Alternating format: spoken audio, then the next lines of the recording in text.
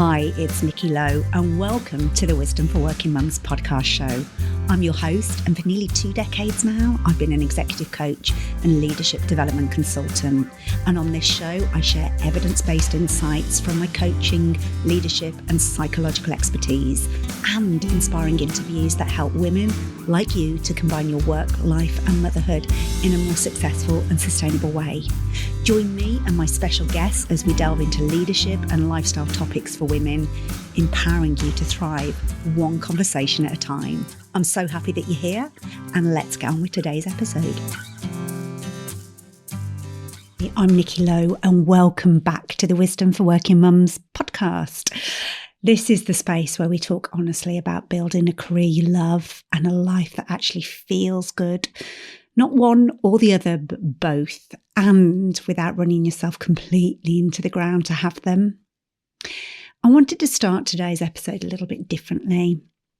I want you to close your eyes for a second. Well, obviously not if you're driving or if it's not safe to do so. Please keep your eyes very much open if that's the case. But if you can, just take a breath and ask yourself, when was the last time I genuinely felt like myself? Not just fine, not just like managing, but actually like you, energized, present, clear-headed, like you had something in the tank at the end of the day.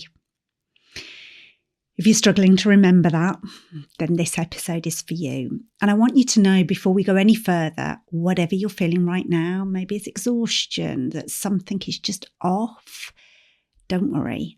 I'm hoping this episode is going to really make sense and help.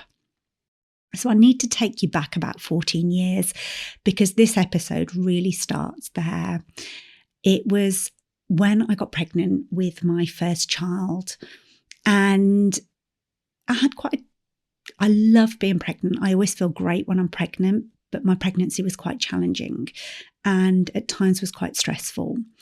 And I returned back to work when my firstborn was just before he was 1. And from the outside, I was doing really well. I'd gone back to work. I was showing up. I was ticking all the boxes. But inside, it felt very different. I wasn't just tired. And I need you to really hear that, because tired is what people kept calling it. And it didn't come close. This was a kind of exhaustion that lived in my bones. I'd wake up after a full night's sleep. And at that point, I was getting good sleep. My firstborn slept through the night by that point. My second didn't, but my first did. And I still felt like I hadn't slept. My brain just felt like it was wrapped in cotton wool. And I just had this like ache in my body that I couldn't quite explain. And I was irritable in a way that I didn't recognize because it wasn't me. And it was almost like I had this constant low hum of anxiety, like something just wasn't right, even when everything was fine. And I remember going to my doctor and sharing how I felt. And they just kept saying, you know, you're a new mum. Of course you're tired. All new mums are tired. And so I went away the first time going, oh, it must just be me. It must just be that I can't cope with this motherhood stuff. And it made me feel like weak and incapable. But that feeling continued. And because it felt like every cell in my body hadn't got energy, I felt like something was seriously wrong. And I kept getting the same response. And this happened about 3 times. I ended up going back to my GP. I even went back to my original consultant that I had my child through because I was a high-risk pregnancy. I'd been consultant-led. And even strange things were going through my head. I'd ended up with an emergency C-section. I kept thinking, maybe they left something in my body and sewed me back up with something because I just don't feel right in my body. But I kept being told, you're a new mum. All new mums are tired. And the maddening thing is, I kind of started to believe it because that's what we're told, isn't it? That this is just what motherhood feels like, that you just need to push through, that eventually it gets easier. But I knew in my gut that something else was going on. And it took months of appointments, lots of tears. and eventually seeing a private practitioner to finally get an answer. But what I've got to say before then, I remember the health visitors coming round for my son's 12-month check, where they do all of their like growth and progression checks. And they did a questionnaire with me, which is almost, I think it's the kind of postnatal mental health check where you have to answer the questions. And I wanted to answer them honestly, but I remember the practitioners looking at me as if like, oh, I think you're suffering with your mental health. And I remember saying to them, I think this is manifesting in my mental health, but I don't think that's where it's starting. I physically felt so low that it was impacting me psychologically. But I kind of knew instinctively that I wasn't struggling psychologically as the first step. It was like the secondary impact of that. But I remember them looking at me kind of going, you're the kind of mum we expect to struggle, you're high achieving. But luckily I knew in myself that wasn't the case. And I knew I've done enough work on myself to know when I'm in self-denial. And it wasn't me kind of denying that I was struggling psychologically, because I knew I was. But it started from, I knew it felt physical. So I ended up going to see a private health consultant, an amazing lady who I've had on this podcast called Jo Gamble, who's a functional medicine practitioner. And she did kind of a whole intake of my whole history, my maternal and paternal family history, really tried to understand me. And she decided to do a test that led to me discovering that I'd got adrenal fatigue. Now, today it's not called that. It's called HPA axis dysregulation. Essentially, my body's entire stress response had been running on overdrive for so long that it had just hit a wall and crashed. And I learned it was going to take me a long time to come back from that. So literally, the mitochondria, so the little battery cells in my body, had got to the point where they weren't working. And it took me 2 years, nearly 2 years, so listen to that, 2 years to recover. And I'll be honest, that period was one of the hardest of my life. But it was also the beginning of everything that has become Wisdom for Working Mums, because it made me fiercely, like obsessively curious, like how the hell did that happen? And how do I make sure I never end up here again? Because it blindsided me. I didn't see it coming. So I went into full research mode. Like, I love to learn, and I threw myself into learning everything I could. So I read as much as I could. I listened to podcasts. I read articles. And one day I came across Gwyneth Paltrow talking about something on her platform called Goop. And I know Gwyneth Paltrow is quite polarizing, but I want to tell you about this article because it completely stopped me in my tracks. Because for the first time, I felt like I was reading something that described my exact experience in language that I understood and in a way that made real physiological sense. And that article came from a doctor called Dr. Oscar Serrallach and his concept of postnatal depletion. And I ended up buying his book, The Postnatal Depletion Cure. And it was like this light bulb moment. And I don't think that actually was more than that. It was like somebody had completely got me, and it was a permission moment. It was a permission to stop thinking I was weak or dramatic or just not coping well enough. And I want to share that with you if you might be feeling the same. So let's dive into what is postnatal depletion. So Dr. Oscar describes it as what happens when a woman's body has been in a prolonged state of giving, so given nutrients, energy, giving up our sleep, our time, that emotional labour, without any real opportunity to recover. And the key word here is prolonged, because actually we go 9 months of giving to build our baby. And then it isn't just about giving birth and everything returns. We spend years and decades nurturing our children. And he talks about postnatal depletion can last up to 10 years or more after having our baby. 10 years or more. So if you're sitting there listening to this and you're maybe a new mum, or maybe your baby is 4 or 7 or 9 and you still don't feel quite right, please hear this. You are not being dramatic. You are not failing. Your body may simply be waiting for a recovery that was never given the chance to happen. So I wanted to share some of the symptoms because we can easily dismiss them. So a few of the symptoms Dr. Oscar associates with postnatal depletion, and I want you to notice how many of these you've quietly perhaps accepted as normal. So brain fog, that feeling of not being able to think clearly, maybe losing your words mid-sentence, walking into a room and forgetting why you're there. The tired but wired feeling. So it's that exhaustion beyond measure, but also that you're unable to switch off. You may be lying awake at night, even though you're desperate to sleep. The low-level anxiety, that baseline hum of worry that doesn't have really a specific cause. It's just always there. Maybe there's irritability and reactivity. So snapping at the people you love and then feeling terrible about it. Or maybe feeling like you've lost yourself, like somewhere along the way you just disappeared into motherhood and work and everyone else's needs. And you're not quite sure who you are outside of that anymore.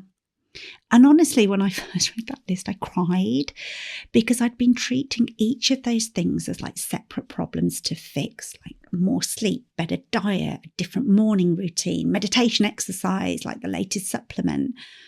And nothing was really sticking. And that's because Dr. Oscar frames it as these aren't separate problems. They're a pattern, like a system, your system that has been under sustained load for too long. And there's a line from his work that I want to come back to because it hit me so hard that I had to capture it. And it's that insight without capacity doesn't translate into change. So let me say that again. Insight without capacity doesn't translate into change. And that was me really to a T. Like I knew what I was supposed to do. I knew I should sleep more, eat more, stress less, ask for help. But I didn't actually have the physiological capacity to actually do it. Like my battery was so depleted, it couldn't hold a charge. No amount of like willpower or positive thinking was going to fix that. And that's why I feel so strongly that we can't just keep throwing productivity tips or mindset hacks at women who are running out empty. It doesn't work. It never worked. What we need is to actually rebuild our systems. So I want to fast forward to then having my second child. So I ended up kind of recovering from my kind of burnout and my postnatal depletion. And I had my second child and she's nearly 8 now. And I knew with what I'd learned through this experience, I had to approach my whole pregnancy and postnatal recovery differently. So I didn't just prepare for the birth, I prepared for the recovery afterwards. Like naively with my first child, I was like, once I give birth and everything just returns to normal. But during this journey, I learned the concept of the 4th trimester. And there's a beautiful book by that name by a lady called Kimberly Ann Johnson. And I'll link this in the show notes along with Dr. Oscar's book. And I can't recommend it highly enough because the premise is really simple and it's not radical. But those early weeks after birth aren't just about the baby. They're about the mother. It's about protecting her nervous system, about slowing down and honouring that this is one of the most significant transitions a human can go through. And I also spent time in her book reading about how other cultures approach the postpartum period. So many traditions around the world have practices built into the idea of the first 40 days where the mother stays close to home, is fed like warm, nourishing food, is supported by other people, particularly women who support her, and essentially give her permission to do nothing except rest and recover. And in many of these cultures, new mothers aren't expected to do their laundry or answer emails or be back in their pre-baby jeans within 6 weeks. the recovery is considered sacred. So we talk about the first, second and third trimester in Western culture, but a lot of these kind of more ancient or Eastern cultures think about that fourth trimester. So those 3 months after giving birth, like, what is it that we need? And in our modern Western world, we've almost lost all of that. We're told to bounce back. We measure our worth by how quickly we look like it never happened. And then we wonder why so many of us end up depleted. Like, as I'm saying this, it breaks my heart. So with my second child, I approached this differently. What had surprised me with my first child that I wasn't expecting is that I'd lost my mum years before becoming a mum. And with my first, I didn't anticipate how much I would need my mum when I became a mum. Her absence, I felt so deeply in those early months. There's like a particular kind of grief that comes from becoming a mum without your own mum there. And it made me understand in a very visceral way why community matters so much. Like, it's not just a nice to have, but a fundamental human need. So with my second child, I made a decision. I was consciously and deliberately going to build my village. So I actually hired a postnatal doula. Now, I hadn't even understood what that was. And I know it isn't accessible to everybody, and I want to acknowledge that. But for me, at this second time round, I invested in that support, and my postnatal doula was just amazing. She wasn't there to take over or like look after the baby. She was there to support me, to make sure I was eating, to hold a space, to help me feel less alone, to play with my firstborn. Because at that point, my husband had gone back to work, and it was actually the 6 weeks holiday. So my son was off school and I was there with this newborn. And I say that because we say it takes a village to raise a child, but I genuinely believe it takes a village to support a mother. And in the absence of our traditional village in kind of ancient times, we sometimes have to be intentional about building one. And I want to speak directly now to the women who are further along in their mothering journey, maybe those whose children are in school or maybe secondary school, or maybe even leaving home, the ones who've been quietly carrying this for years. Because depletion doesn't have a cut-off date. If your body never got the recovery it needed in those early years, if you went straight back into full speed, if you never slowed down, like if you white-knuckled your way through, that debt in your body doesn't disappear. It just gets carried forward. And there's a lot of women I work with, they may be 5, 8, 10 years into motherhood, and by external measures, they're successful, but they're exhausted in a way that can't be fully explained. And they're kind of ashamed of that, because surely they should be past that now, like their inner critic says. But you're not past it. Your body isn't broken. You just haven't had your recovery yet, and it's not too late. Before I get into practical steps about what we can do about this, I want to take a moment to speak to anybody listening who manages people, because if you lead a team, there's a real chance someone on it has either recently returned from their parental leave or is quietly carrying years of unaddressed depletion while showing up and doing their job amazingly. And I want to say something clearly. They don't need to be wrapped in cotton wool. That's not what this is about. But what they need is for you to understand that they have been through one of the most physically demanding, emotionally complex, and psychologically significant transitions a human being can ever go through. Even if they look fine, even if they're performing well, even if they haven't said a word about struggling, the return to work after having a baby isn't just a logistical challenge. It's an identity shift happening in real time. And most people are navigating it while sleep deprived, hormonally recalibrating, and trying very hard not to let anyone see how much they're holding.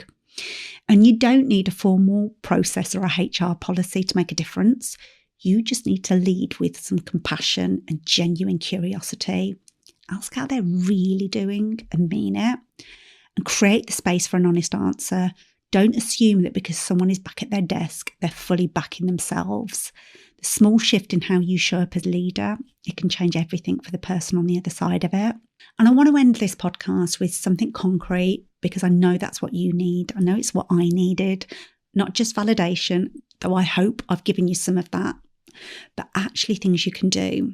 So the first thing is shift the question. Stop asking yourself, how do I get back to normal? Normal was before. Your body has been through something enormous. The better question is, what does my system need to feel safe and nourished right now? And tune in and listen. Because the wisdom sits in our body if we get our mind out of the way. Our mind might say, I need a HIIT exercise to lose my baby weight. That often isn't what the body needs. The body often needs to feel safe and nourished, which means nervous system regulation, good quality food and rest where we can get it. The second thing is think addition, not subtraction. We're so conditioned to frame well-being as cutting things out, like less sugar, less screen time, less stress. But depletion needs adding to, not taking away. Like, are you eating enough protein? Like, genuinely enough? And I know I still struggle to get enough protein. Are you drinking enough water before you pour your third coffee? Your nervous system needs actual fuel to function. The third thing is micro moments. So I get that, like, getting really good sleep or getting really good rest just often aren't accessible to us, particularly as like new parents, but even at any point in our parenting journey. But micro moments of rest are real. So that nap may not be possible. An hour of yoga may not be possible. But 60 seconds of slow, deep breathing between meetings, that is real nervous system support, and it counts. Don't dismiss it just because it feels small.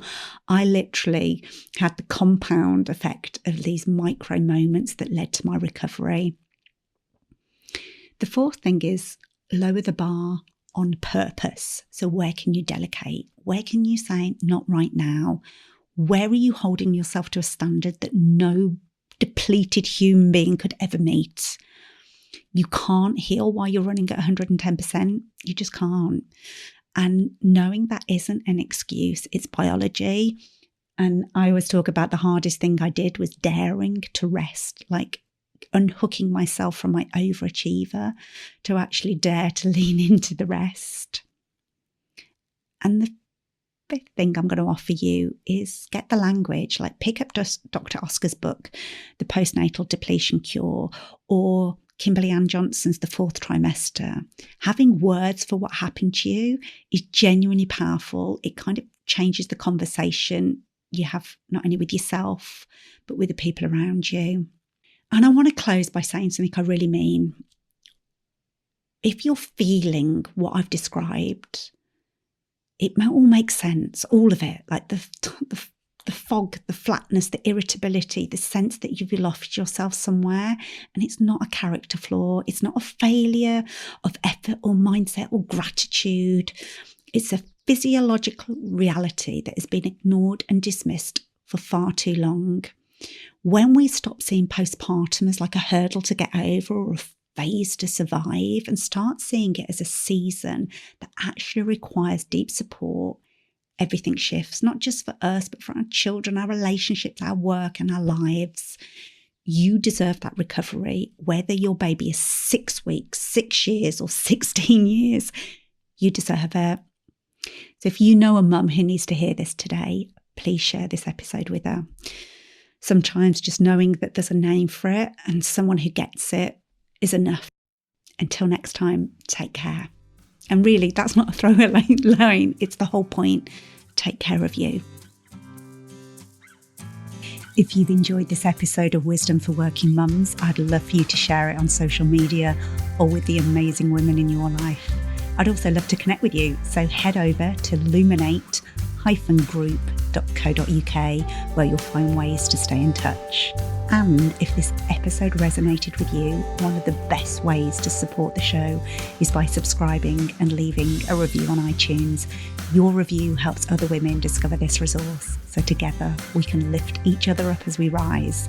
So thanks for listening. Until next time, take care.